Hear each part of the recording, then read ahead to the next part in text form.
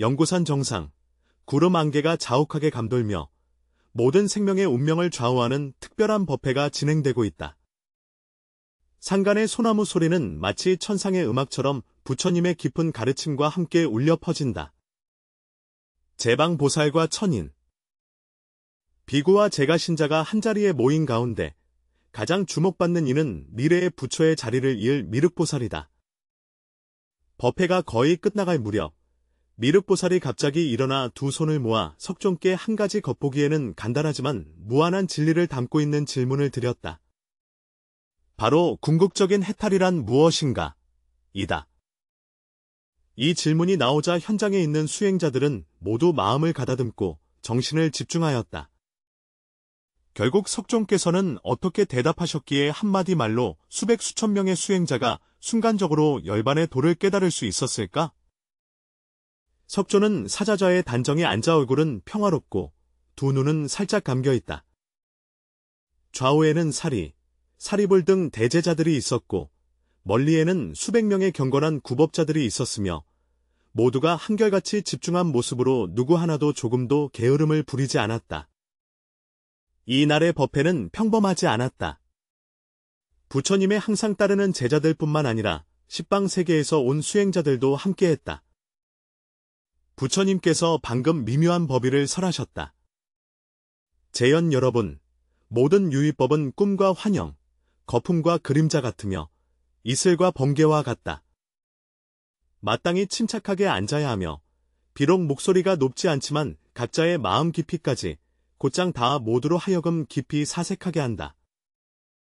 적막한 그 순간 안한 존자는 조용히 물었다. 세존이시여, 만약 모든 것이 꿈과 환상과 같다면 우리가 밤낮으로 정진하는 것은 과연 무엇을 위한 것입니까? 세존께서 미소 지으며 응답하셨다. 안하나, 바로 만법이 환과 같기 때문에 수행이 가능한 것이다.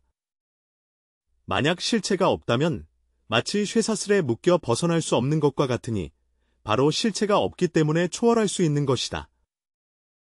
아나는 이 말을 듣고 마치 깨달은 듯 공손히 고개를 숙였다. 이때 전내는 다시금 고요에 잠겼고 나무 꼭대기를 스치는 산들바람 소리만 들렸다. 바로 이 순간 미륵보살이 천천히 일어나 부처님께 깊이 절을 올렸다. 세존이시여, 제자가 오랫동안 해결하지 못한 의문이 있습니다. 오늘 와부를 배웠으니 여쭙고자 합니다. 부처님의 이 눈길은 미륵을 향하고 있다. 선제 미륵이여. 질문하는 태도야말로 바로 도를 구하는 이가 갖추어야 할 자세이다. 미륵보리도의 가르침에 따라 석종과 제자들은 3장 12부 경전을 배우고 또한 선정에 들어 자신의 마음을 관찰하였다. 나는 오온이 모두 공하다는 이치를 이해하고 모든 행이 무상하다는 진리를 알지만 여전히 한 가지 문제가 나를 괴롭힌다. 바로 진정한 해탈이란 무엇인가? 이 질문이 나오자 전당 안의 분위기는 순식간에 무거워졌다. 이것이 바로 무수한 수행자들을 괴롭히는 근본 문제이기 때문이다. 우리는 과연 왜 수행하는가? 해탈은 궁극적으로 어떤 모습일까요? 문 밖에 서 있는 수호비구도 조용히 귀를 기울였다. 결국 이것은 모든 수행자의 궁극적인 추구와 관련되어 있습니다. 부처님의 눈빛은 바다처럼 깊고 넓다. 미륵이여, 내가 묻는 바는 매우 심오하여 단 몇 마디로 다 할 수 없다. 제가 먼저 묻겠습니다. 오랜 수행 생활에서 해탈에 대한 당신의 이해는 무엇인가요? 미륵은 잠시 침묵하다가 대답했다. 제자는 해탈이란 탐욕, 진노, 어리석음의 삼독을 끊고 육도윤회의 고리를 초월하여 더 이상 생사고의 괴로움을 받지 않는 것이라고 생각합니다. 그러나 이러한 이해는 여전히 피상적이며 본질에 도달하지 못한 것 같다. 부처님은 미소를 지으며 고개를 끄덕이셨다. 이 말은 이치에 맞으나 완전하지는 않구나. 사리불이여, 지혜 제일의 제자인 너는 해탈에 대해 어떤 견해를 가지고 있는가? 사리불이 일어나 대답하였다. 석종께서 제자가 깨달은 바에 따르면 해탈이란 연기와 허공의 이치를 깨닫고 나상, 아상, 인상, 인상, 중생상, 중생상, 수자상, 수자상, 이 모두 허망함을 명백히 알며 이로써 어떠한 상에도 더 이상 묵이지 않는 것이다. 선제여. 붓다가 칭찬하며 말씀하셨다. 가섭이여, 너는 또 어떻게 이해하는가? 고행 제일인 가섭존자는 모두 해석하였다. 세존이시여, 내 소견으로 해탈이란 모든 집착을 내려놓고 몸과 마음이 공적이며 세속에 물들지 않는 것이다. 부처님께서 다시 아난에게 말씀하셨다. 아난, 너는 항상 내 곁에 있으면서 많은 경전을 듣고 이해하는 데 뛰어난데 해탈을 어떻게 이해하느냐? 아난은 공손히 대답하였다. 석존이시여, 제자가 생각하기에 해탈은 마음이 본래 청정한 상태로 돌아가 외부의 경계에 흔들리지 않고 내면의 번뇌에 휩싸이지 않는 것입니다. 이는 마치 연꽃이 진흙 속에서 피어나도 더러워지지 않는 것과 같습니다. 부처님은 여러 대제자들의 대답을 들으시고 기뻐하시는 표정을 지으셨으나 머리를 약간 흔드시며 말씀하셨다. 너희들이 말한 것들은 모두 이유가 있거니와 모두 해탈의 궁극적 의미를 제대로 드러내지 못하였다. 해탈은 단지 번뇌를 끊는 것이 아니며 단순히 이치를 깨닫는 것도 아니고 또한 집착을 내려놓는 것만도 아니다. 한 젊은 비구는 참지 못하고 물었다. 석존이시여, 해탈이 과연 무엇입니까? 부처님은 직접 답하지 않으시고 자비로운 눈길로 모든 이들을 둘러보셨다. 여러분, 왜 제가 법을 설한 지 49년이 되는지 생각해 보셨나요? 만약 해탈이 간단히 말할 수 있는 것이라면 왜 이렇게 많은 경전이 필요하겠습니까? 만약 열반이 몇 마디 말로 분명히 할 수 있는 것이라면 왜 이렇게 많은 수행 방법이 필요하겠습니까? 모두 침묵했다. 정말로 만약 해탈이 그렇게 간단하다면 부처님께서 어찌 밤낮으로 지치지 않고 설법하실 필요가 있으시겠는가? 한 노스님 같은 비구가 공손히 말씀드렸다. 석존이시여, 제자들은 항상 수행의 목적이 해탈을 얻고 열반에 이르는 것이라고 생각해왔습니다. 과연 그렇지 않은가? 부처님께서는 미소 지으며 말씀하셨다.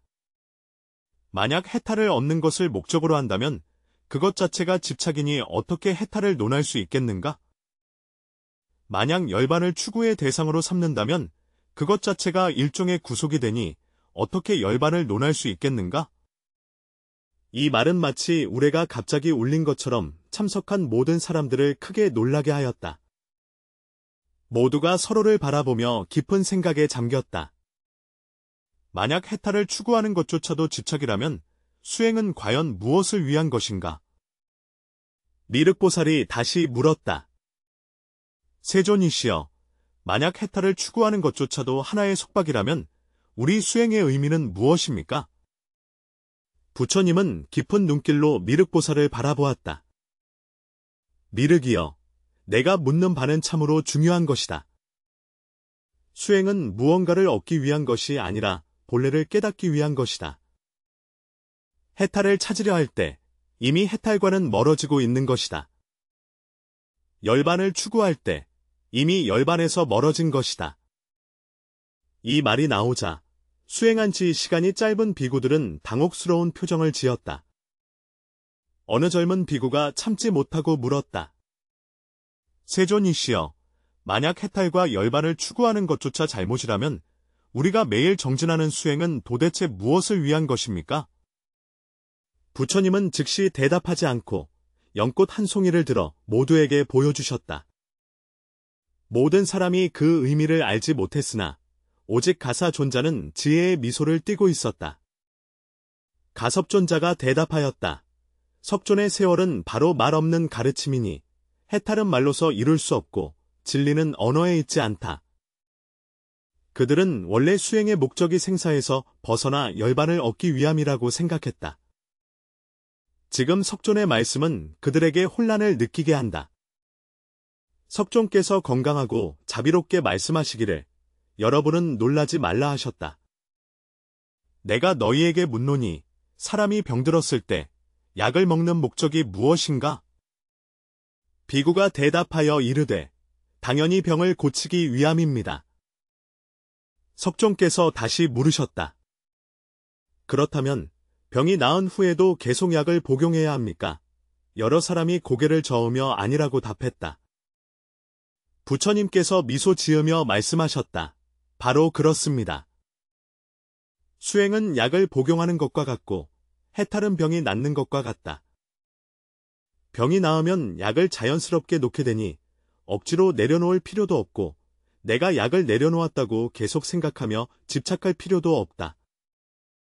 만약 내가 일부러 집착을 내려놓으려 한다면 오히려 그것이 또 다른 집착이다. 이 비유는 중생들로 하여금 깨달음을 얻은 듯하게 만들었으나 미륵보살은 여전히 의심을 품고 있었다. 석존이여, 만약 당신 말씀이 해탈을 일부러 추구할 수 없다면 우리는 어떻게 수행해야 합니까? 모든 사람들이 마음을 모아 부처님을 응시하며 이 천년의 난제에 대한 답을 기다리고 있었다. 지금 이 순간 가게 안은 고요하여 바늘 하나 떨어지는 소리조차 들을 수 있다. 미륵보살은 두 눈을 부처님께 고정하고 응시하였다.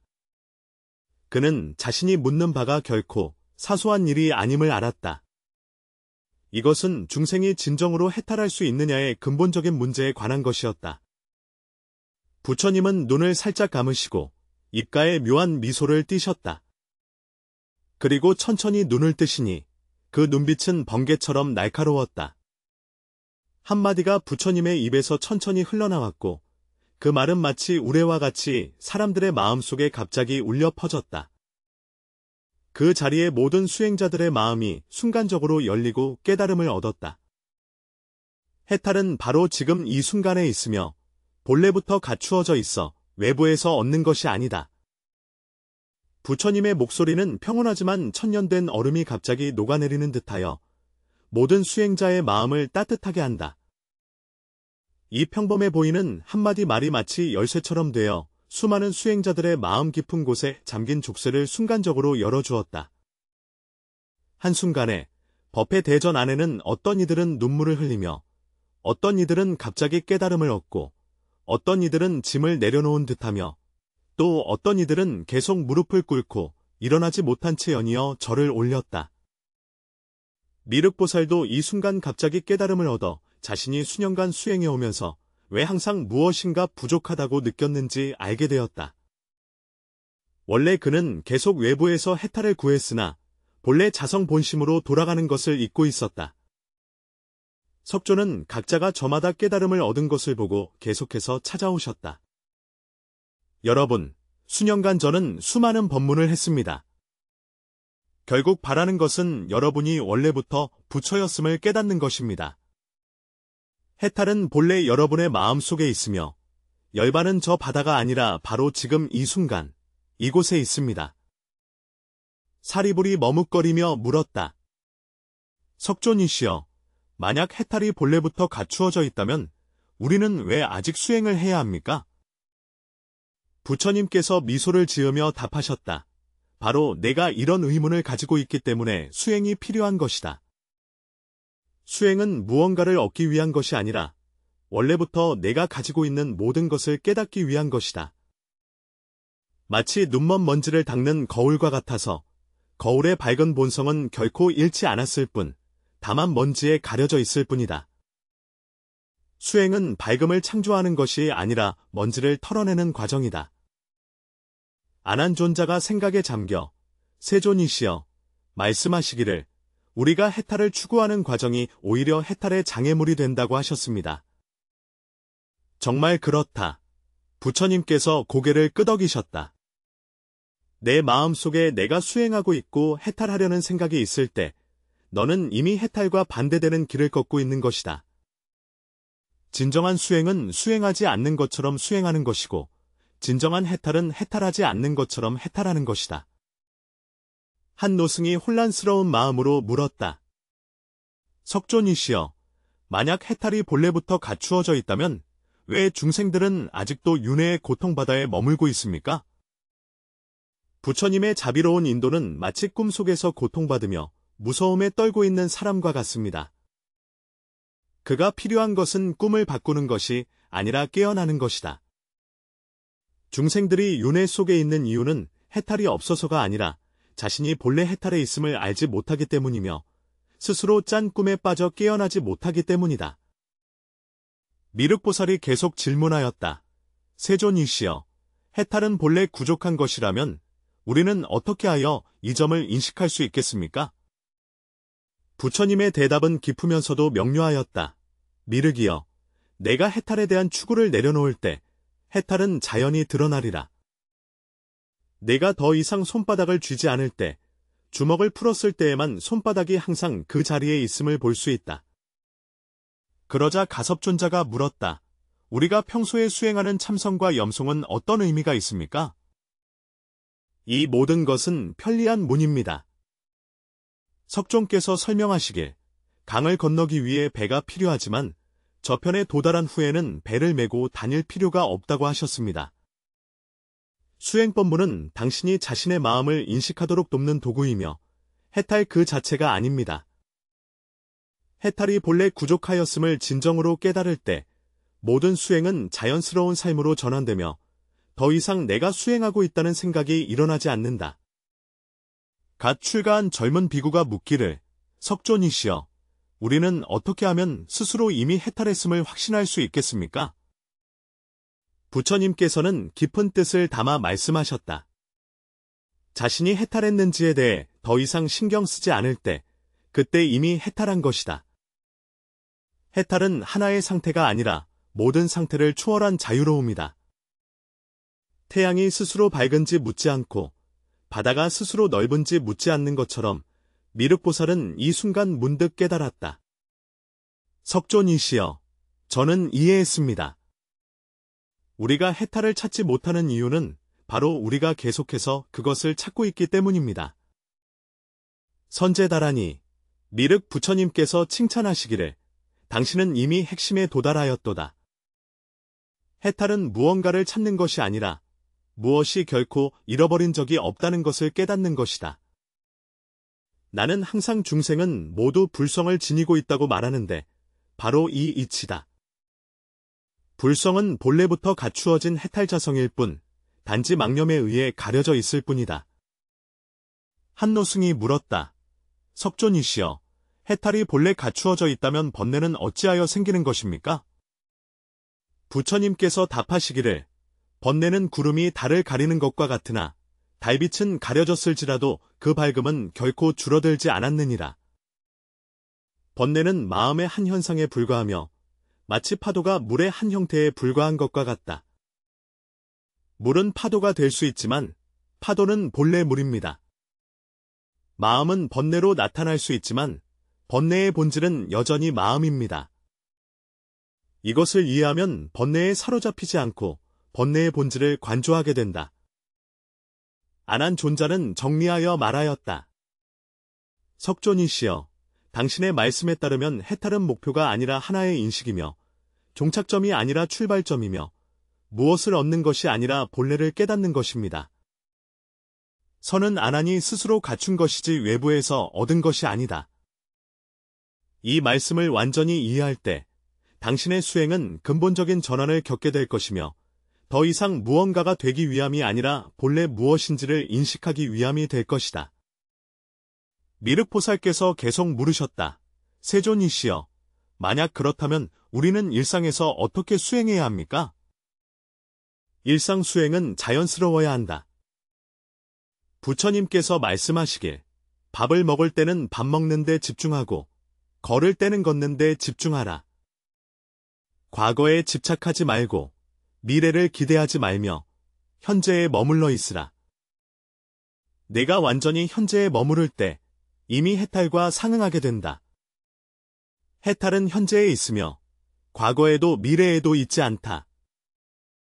사리불이 여쭈었다.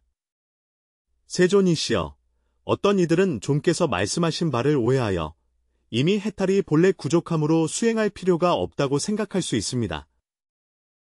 부처님께서 고개를 끄덕이며 말씀하셨다. 이것은 확실히 흔한 오해입니다. 마치 어떤 사람이 보물을 가지고 있어도 그 보물의 위치를 모르면 보물이 그에게는 존재하지 않는 것과 같습니다. 수행의 목적은 해탈을 창조하는 것이 아니라 해탈을 발견하는 것이며 어떤 것을 얻는 것이 아니라 가림을 제거하는 것이다. 이것이 내가 항상 무소득, 득무소득이라고 말하는 이유입니다. 진정한 얻음은 당신이 결코 잃은 것이 없다는 것을 깨닫는 것입니다. 이때 한 비구가 일어나 공손히 물었다. 세존이시여, 해탈이 본래 부족하다면 열반은 무엇입니까? 열반과 해탈의 차이는 무엇인가? 부처님께서 미소를 지으며 답하셨다. 선제. 이것은 깊은 문제입니다. 해탈은 마음의 상태이고 열반은 존재의 본질이다. 당신이 완전히 해탈했을 때 당신은 열반의 경지를 체험하게 됩니다. 열반은 어떤 장소가 아니라 깨달음의 상태이며 생사, 가 본래 환상일 뿐이며 본질적으로 오고 감이 없다는 것을 인식하는 것이다. 내가 말한 바와 같이 어디서도 오지 않았고 어디로도 가지 않았기 때문에 진리의 이치가 명확하다. 미륵보살은 이때 이미 부처님의 뜻을 완전히 깨달았다. 그는 깊이 명상하며 말했다. 세존이시여, 당신의 한마디 말씀이 마치 뇌수관정과 같아 제가 수년간 수행하며 빠졌던 오해를 깨닫게 하셨습니다. 저는 항상 밖에서 보리를 구하려 했지만 정작 제 마음으로 돌아가는 것을 잊고 있었습니다. 부처님께서 자비롭게 미륵을 바라보시며 말씀하셨다. 미륵아, 내가 이러한 깨달음을 가졌기에 장차 반드시 부처가 될 것이다. 오늘의 깨달음을 기억하라. 그것이 진정한 깨달음으로 가는 길을 인도할 것이다. 이어서 부처님께서는 대중에게 말씀하시길, 모두들, 오늘의 법회는 이만 마치겠습니다. 외부에서 얻지 않기를 바랍니다. 이것은 단순한 이치가 아니라 하나의 체험입니다. 여러분이 돌아가면 이 말을 그냥 기억만 하지 말고 삶 속에서 체험하고 살아내야 합니다. 이것이 진정한 수행이다. 법회가 끝난 후 많은 수행자들이 각자 흩어졌지만 모두의 마음속에는 석존의 그 말씀이 울려 퍼졌다. 해탈은 바로 지금이며 본래 갖추어진 것이고 외부에서 얻는 것이 아니다. 어떤 이들은 즉시 깨달았고 어떤 이들은 나중에 천천히 체득해야 했지만 예외는 없었다. 모든 사람들의 수행 개념이 이 하루의 근본적인 전환을 맞이했다. 석존의 한 말씀, 해탈은 바로 지금 이 순간에 있으며 본래 갖추어져 있어 외부에서 얻는 것이 아님을 밝히셨다. 이는 수행의 궁극적인 진리를 드러낸 것이다. 진정한 해탈은 멀리 있지 않고 우리의 한 생각 사이에 있으며 외적인 추구를 통해 얻는 것이 아니라 내적인 깨달음을 통해 인식되는 것이다. 우리가 해탈에 대한 집착을 내려놓을 때 오히려 현재의 매 순간마다 해탈의 자유로움을 체험할 수 있습니다. 부처님께서 말씀하셨듯이 우리는 본래 부처이지만 무명에 가려져 자신의 본래 모습을 잊고 있을 뿐입니다. 부처님의 이 말씀은 수백 년 동안 수행자들의 미혹을 밝혀주었을 뿐만 아니라 모든 도를 구하는 이들에게 귀향의 길을 명확히 제시해 주었습니다. 해탈은 먼 저편에 있는 것이 아니라 현재 순간의 한 생각 속에 있으며 외적인 추구를 통해 얻어지는 것이 아니라 내면의 깨달음을 통해 인식되는 것이다. 이 감동적인 순간에 참석한 수행자들은 해탈의 본질을 이해했을 뿐만 아니라 마음의 진정한 귀착처를 발견하였다. 우리가 진정으로 해탈이란 바로 현재이며 본래 갖추어져 있고 외부에서 얻는 것이 아님을 이해할 때 수행의 목적이 무언가를 얻기 위한 것이 아니라 우리가 결코 잃어버린 적이 없음을 깨닫기 위함임을 알게 된다. 부처님께서 가르치신 바와 같이 우리가 더 이상 해탈을 추구하지 않을 때 해탈은 자연스럽게 나타나며 우리가 깨달음을 집착하지 않을 때 깨달음은 이미 그 안에 있습니다. 이것이 아마도 부처님의 가르침 중 가장 깊은 진리이며 모든 수행자가 결국 깨달아야 할 궁극적인 지혜일 것입니다.